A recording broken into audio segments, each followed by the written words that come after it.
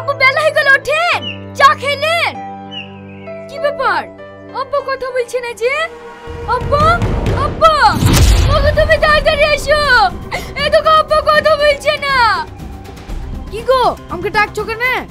এদিকে আব্বু মরে গেছে, কোনো সারা শব্দ নাই। হায় হায়, আমি কেন মরতে বানানোর সাথে আব্বার বেঁধে না, তাহলে আব্বাকে অকালে আত্মহত্যা করে মরতে হইতো না। কি বলছি রে, তোর আব্বার বিমানে? হ্যাঁ গো চাচা, আমার শ্বশুর ওই পানালির সাথে বিয়ে করবো বলছিল, আমরা বিয়ে দেইনি বলে আমার শ্বশুর ঘুমের ওষুধ খেয়ে আত্মহত্যা করেছে। এই মেয়েটা তো গ্রামের যুবক বুড়ো কাউকে ছাড়ছে না, সবার জীবন নষ্ট করে দেবে। এই তোমরা ধরো তো, ভাইয়ের লাশটা ঘর থেকে বার করতে হবে।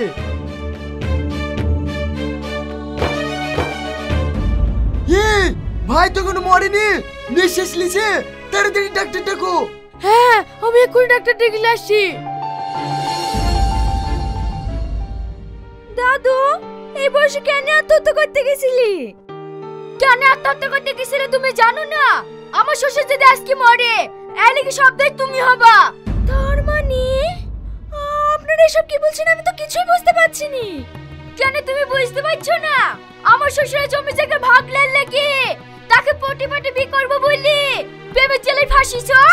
আমি কেন তোমার শ্বশুরকে প্রেমের জেলে ফাঁসাতে যাব? চুপ করো, তোমার লেগে এই গ্রামে সবার বাড়িতে অশান্তি, তোমার মতো চরিত্রহীন মেয়ে এই গ্রামে একটাও নাই।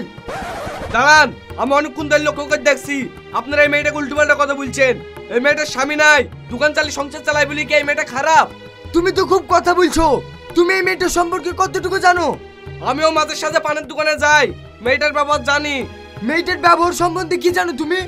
কি জানি, তাহলে শোনেন।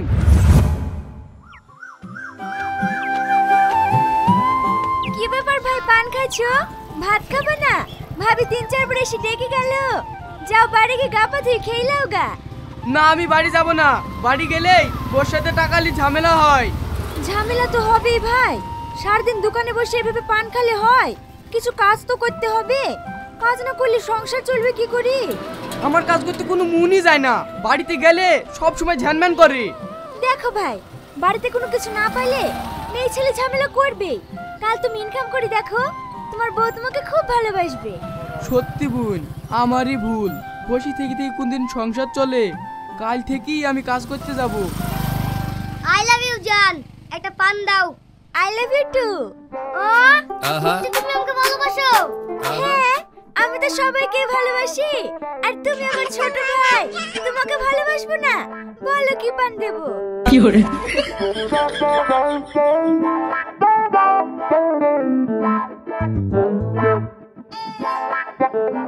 কি ব্যাপার দাদু, মন খারাপ করে বসে আছো কেন?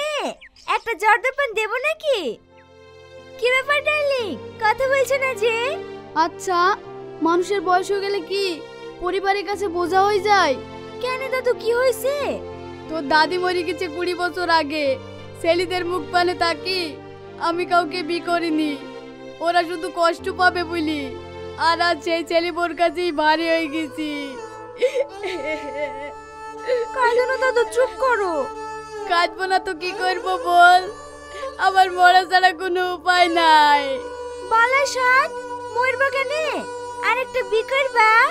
তুইও আমার সাথে আর কি মারছি? এই বয়সে কে আমাকে বিয়ে করবে বল? ওলে তোমাকে ভাবতে হবে না, একটু কাছে আসো বলছি।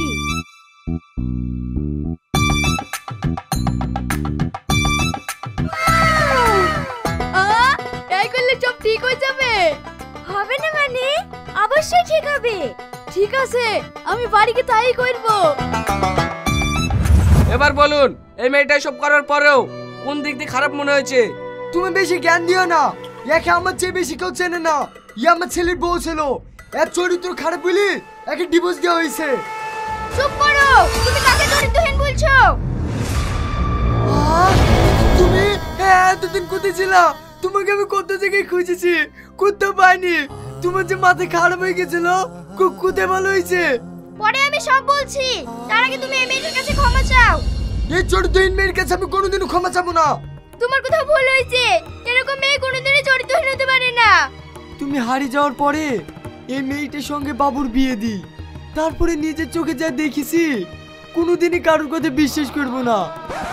আমি জানি আপনি বিশ্বাস করবেন না, কিন্তু আপনি সাথে যেটা দেখেছেন সেটা সম্পূর্ণই ভুল ছিল। আপনি জানেন আমি কেন প্রত্যেকদিন ওখানে যেতাম? তাহলে শুনেন। হ্যালো, হ্যাঁ বল। আমি একটা বিশাল সমস্যায় পড়েছি, তুই একটু আয় না। কি সমস্যা রে? তুই তাড়াতাড়ি আয়, আসলেই সব দেখতে পাবি। ঠিক আছে, আসছি।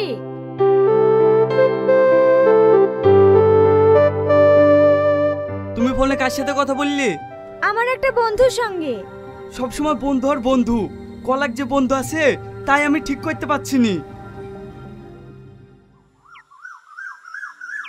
কি হয়েছে রে, এত ইমার্জেন্সি ডাকলি? এটা দেখ, একটা পাগলি এসি আমার বাড়ি থেকে আর যাচ্ছে না, কি করব বল দিনি, তুই একটু বুঝি পারি দেখ না ও যায় কি না। ঠিক আছে ঠিক আছে, আমি দেখছি। এই মেয়ে, তোমার নাম কি? বাড়ি কোথায়? কি গো কথা বলছো না যে? বাড়ি কোথায়? এ তো কিছুই বলছে না। মাথা খারাপ নাকি? তোমার কি খিদে লেগেছে? তুমি কি কিছু খাবা? এই, ওর মনে হয় খিদে লেগেছে, কিছু খাবার লিয়ে আয় তো। ঠিক আছে, আসছি। তোমার কি অতীতের কথা কিছুই মনে পড়ছে না? একটু মনে করার চেষ্টা করো। এটা খাবার লে।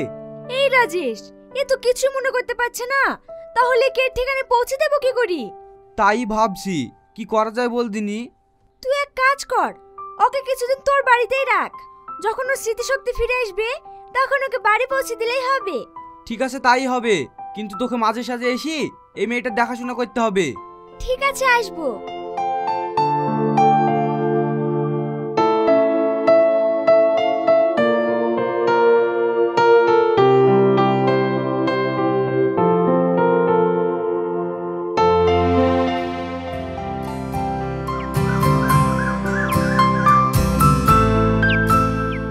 এই আসিন, তোর বোঝে চলে গেল, কোথায় গেল না গেল জিজ্ঞেস করলি? ওকে আবার কি জিজ্ঞেস করব? প্রতিদিন সকাল বিকাল যাই, জিজ্ঞেস করলে বলবে পরে বলবো। তার লেগে তো তোকে পাড়ার লোকে সবাই মেয়েরই বলে। বউ শাসন করতে পারবি নি যে? ইয়ে আমি মেনে নিতে পারবো না। চ, তোর বউ কোথায় যাই আজকে আমি দেখবো।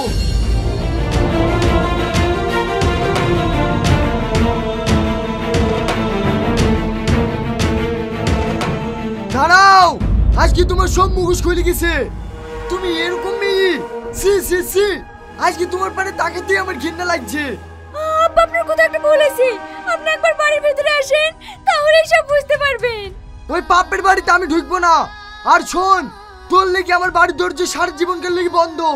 আছিস চ। আব্বা, আব্বা আপনি জানেন না আব্বা, আপনি একবার আমার কথাটা শুনেন আব্বা।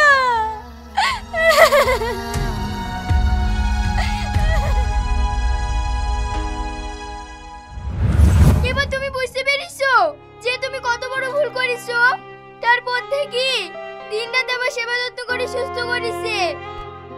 কি ব্যাপার, এখানে এত লোক? লোক হবে না? আপনি যে মেয়েটার লেগে ঘুমের ওষুধ খেয়ে আত্মহত্যা করতে গেছিলেন। ও তো ভালো মেয়ে, আমি কেন ওর লেগে আত্মহত্যা করতে যাব? আমি তো ভুলে ঘুমের ওষুধ খেতে নিয়েছিল।